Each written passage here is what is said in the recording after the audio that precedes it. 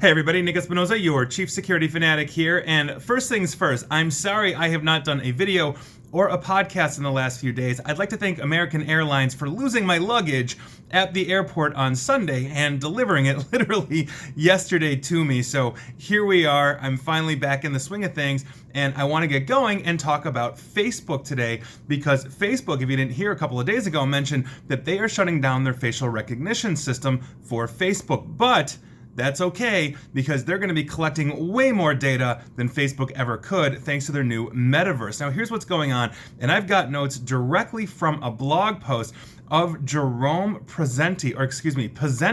He is the VP of Artificial Intelligence at Facebook, or Meta, or whatever his title is at this point. He's still the VP of AI for them. So, with that, I'm going to quote him at length, and I've got some analysis I want to do. And so to begin with Mr. Pesenti, VP of Artificial Intelligence at Facebook/Meta, I quote, "We're shutting down the face recognition system on Facebook.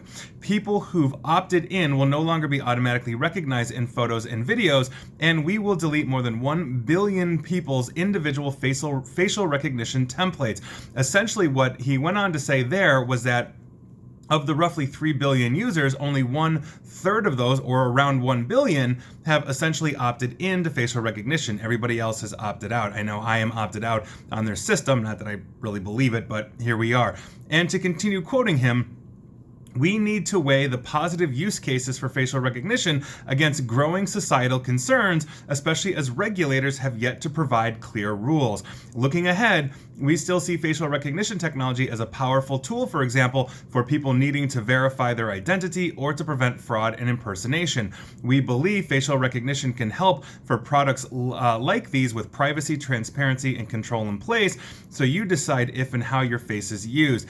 We will continue working on these technologies and engaging outside experts," meaning they are not necessarily shutting the whole thing down. They're going to continue to hone, develop, and improve their facial recognition, but without that massive sampling size of 1 billion plus users, or 3 billion users more likely, here we are. Meaning they recognize my face, even if they're saying, okay, don't add them to the database, they now know I don't want to be added to the database. They can map me without actually mapping me. So there you go. So, with that, I've got one more quote from Mr. Pesenti, again, VP of AI for Facebook/Meta, and I quote, "But the many specific instances where facial recognition can be helpful need to be weighed against growing concerns about the use of this technology as a whole. There are many concerns about the place of facial recognition technology in society, and regulators are still in the process of providing a clear set of rules governing its use. Amid this ongoing uncertainty, we believe that limiting the use of facial recognition to a narrow set of use cases is appropriate." Now,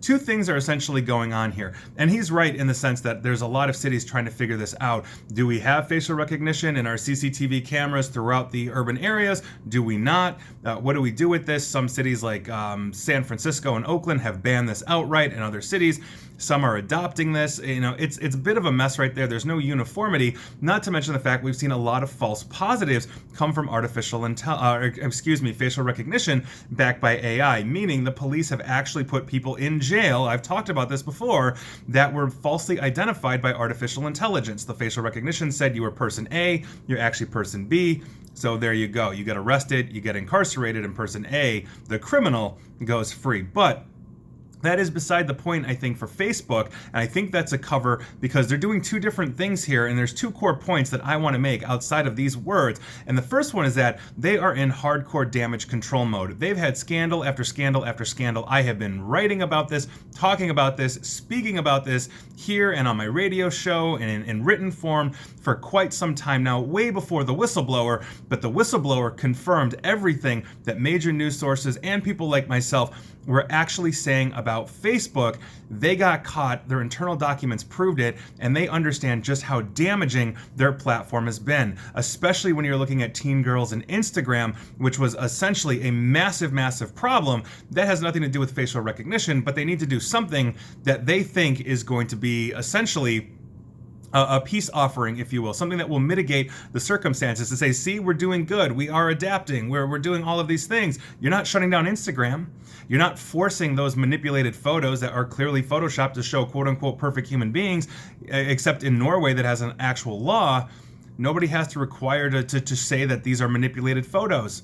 You're not actually fixing the problem. You're in damage control mode, and that's a huge thing. And the other point too, and I kind of made at the beginning of this, is that the new metaverse is going to collect way more data than Facebook ever could. I mean, if you saw the demo video with Mark Zuckerberg, they literally built a Mark Zuckerberg as you will, and they will take your face and your body and whatever, and essentially build a avatar for you as well. But the data that they're going to collect on you, especially when it comes to biometrics and unique information, goes way beyond facial recognition. Yes, as they're scanning you or you're putting yourself in, you can have an avatar that looks like your face. Obviously, that's part of facial recognition. But depending on how this develops, as let's say you're walking around with a VR helmet on or whatever it is, they're going to understand your biorhythms. They're going to understand your heartbeat, your cadence, how fast you walk, how slow you walk. Are you right-handed? Are you left-handed? All of these different things that make you uniquely you. So even if I didn't see your face, I could identify you by various things. We've seen this with cell phones as well. Do you hold it in the left hand? Do you hold it in the right hand? How much pressure or non-pressure do you put on your screen? Imagine being completely in a metaverse and being able to walk around with a full bodysuit and interact and all of these kinds of cool things, and they're going to completely understand your behavior, your mannerisms, the unique tics that make you who you are, and we all have them. Not to mention the fact but the metaverse seems like it's another way to control human behavior in the sense of they are able to guide or essentially give you the experience they think you want to have or craft that experience to your, let's say, unique needs. And on one hand, that's really cool. You want to virtually go surfing somewhere? That's totally fine. But while you're doing it, you're going to see unique things that they want you to see that will make them money, such as advertising in some way, shape, or form. Oh, do you want the highly customized virtual surfboard from company X, or do you want the generic white thing to look like everybody else that we just stick you on in the middle of our virtual ocean? Those are the kinds of things that they are looking at, and they're going to be collecting an enormous amount of data. So if they're dropping facial recognition from Facebook, they've already said they're deprioritizing Facebook and pouring their money, time, energy, and effort into the metaverse. That's where the data collection's going to be. So while they are attempting to fend off all of this stuff, attempting to make themselves look better, attempting to mitigate the damaging circumstances of now multiple whistleblowers coming forward in the last couple of months, everybody's taking the hits on Facebook while they're developing the metaverse, and that's where we need to be focused.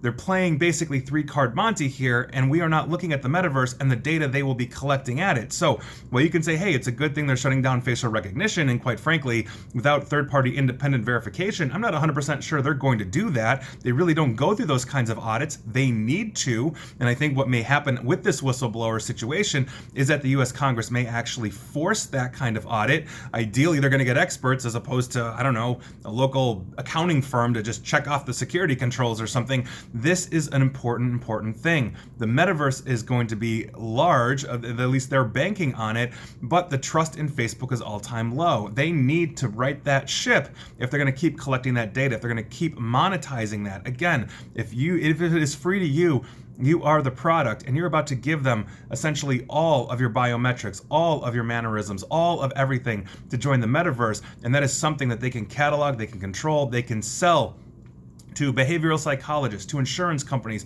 to anything else. It's a huge thing. We have no idea how deep this is going to go, but this is essentially what they've done. And the reason why we know they're going to do this is because this is literally what they've done with Facebook for like 15 years at this point. So make no mistake, them shutting down facial recognition is purely deflection because the amount of data they're attempting to collect on you and control and sell will make them way more money than Facebook ever could. And please like, share, follow me here on Facebook and Twitter, where you will be data mined. And please feel free to subscribe to me at YouTube as well. And as always, stay safe, stay online, and please stay private.